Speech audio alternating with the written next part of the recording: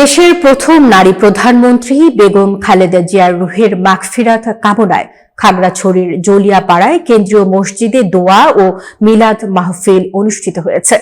আজ শুক্রবার বাজ জুমা জালিয়াপাড়া কেন্দ্রীয় মসজিদে হাফছড়ি ইউনিয়ন বিএনপির উদ্যোগে এ দোয়া মাহফিল অনুষ্ঠিত হয়।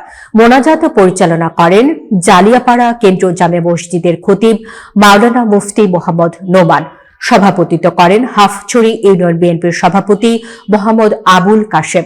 মোনাজাতে মরহুমা বেগম খালেদা জিয়ার রুহের মাগফিরাত কামনার পাশাপাশি দেশ ও জাতির শান্তি, সমৃদ্ধি এবং গণতন্ত্রের সুদৃঢ়তা কামনা করা হয়।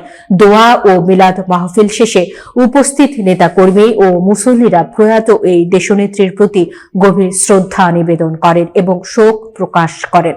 অনুষ্ঠানে উপস্থিত ছিলেন উপজেলা বিএনপির সাধারণ সম্পাদক মাহবুব আলী, যুগ্ম সম্পাদক আব্দুল লতিফ, সাংগঠনিক সম্পাদক আইয়ুব আলী ডালিম সহ উপজেলা, ইউনিয়ন বিএনপি ও অঙ্গ সংগঠনের বিভিন্ন পর্যায়ের নেতাকর্মীরা।